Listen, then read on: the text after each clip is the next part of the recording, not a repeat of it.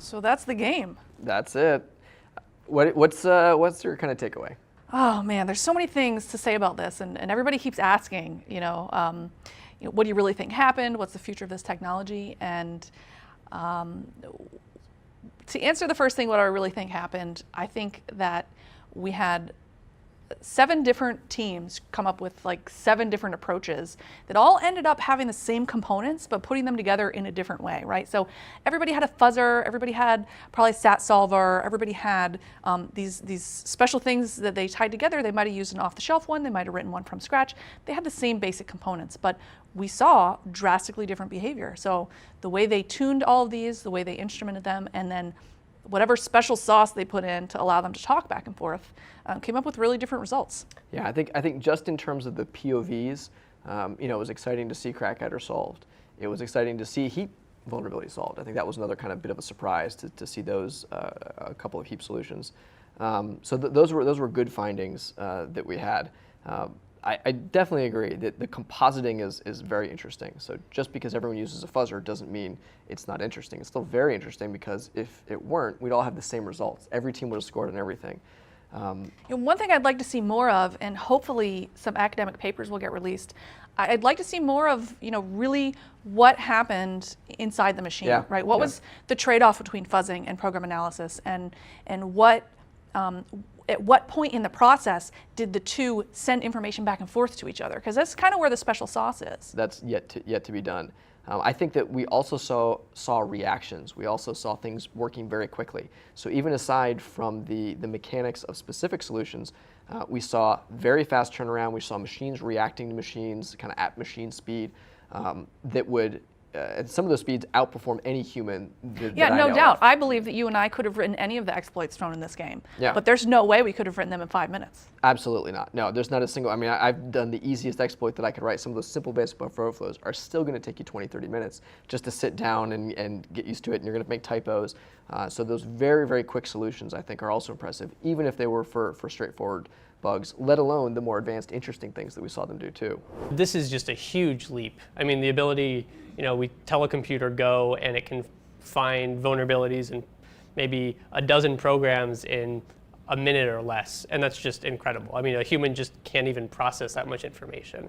I feel like it was a really important push. I think the idea of automating technology to do this has kind of been around for a long time, but everyone sort of goes, it's just so hard, and you're never really going to be able to get it to that point where it's as special as I am. So, but it had to be done at some point, and we're a little ahead of the curve. DARPA made this huge push for the community, and now we have technology out there that, 2 years ago, we would have kind of rolled our eyes at. I certainly hope that this technology is going to have a huge impact on the research community. I think it's a problem that seemed really insurmountable and sort of nobody's tackled before, and that's putting this all together in an automated fashion. And once you take that first baby step, it sort of sets you down a completely different path. Before we had disparate tools making a little bit of headway here and there, but the idea that we need to put them all together and let them collectively evolve into the future is, I think, a really interesting way to go, and I think it will have a tremendous impact. We were pretty impressed. There was some concern that no one would be able to exploit anything at first, because this technology is in its infancy, right? And you might know that the first DARPA self-driving car challenge, no one actually finished, right? And in this case, I think the bots made an incredible performance that no one can argue that they failed. It was a blazing success. I really like the consensus evaluation component of CGC, in that the systems didn't just have to demonstrate a capability, but they had to demonstrate it in the face of an adversary. Because what makes security so hard is not that computers are hard. They are. Not that writing secure software is hard. It is. But it's that we have active attackers, is that the game changes constantly. And so you see that in the CTF world, because the CTFs of today are much more difficult than the CTFs when it started a decade ago. I have a hard time keeping up. I'm retired from the field just about because it's so difficult. And so you have to have that component kind of built into it. So I think that was really good to see.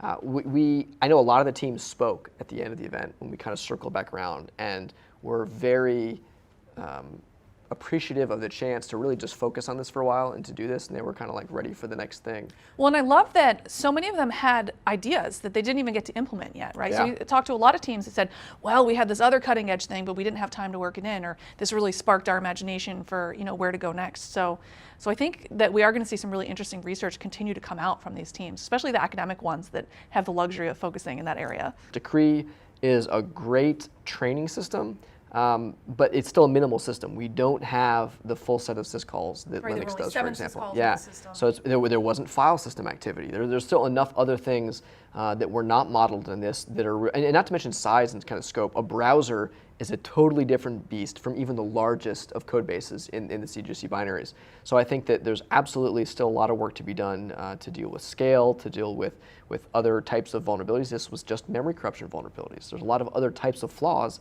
that we have to deal with. So there's still tons of things that to be done, but I think it was also enough of a success to say that this is not a dead end, that I don't expect to see any of these teams throw away their technology and be like, yep, well, we're done with that. I think there's going to continue to be improvements in research. They're going to expand out to other systems. They're going to be either open sourcing them like we saw with Shellfish, or commercializing them or using them for their own security operations. Do you intend to continue open sourcing your technology? Oh, absolutely. Me personally and the entire lab and all of Shellfish, we are super passionate about open sourcing our tools and contributing back to the community. So I can say that our CRS will be open sourced, right as Anger is, including all of our build-ups on top of Anger, and we have a lot of code that we're very excited to share with you. So I think Anger has, in terms of impact against the community from Shellfish's open sourcing Mechafish and other components like Anger, I think we've yet to see the full impact of Mechanical Fish itself, Mechafish's code base. But Anger, one of the components of Mechafish that's been out for a while now, has absolutely changed the CTF community. You have to test your reverse engineering challenges in Anger, or else Yeah, even if they're not meant to yeah. be solved in you that need way. to like intentionally put a hash in there or something else to like break it so that like they can't trivially solve it, because it took the work of hours of analysis down to just a few seconds of setting constraints and letting it solve it. So there's definitely been a change, at least in the CTF community. And I think the broader security community is still figuring out the best ways to integrate that into kind of their sort of traditional workflows. But I've definitely seen that approach permeate now the analysis that public teams are doing with the fuzzing that they do and with the working with the analyzing of binaries that they're doing now.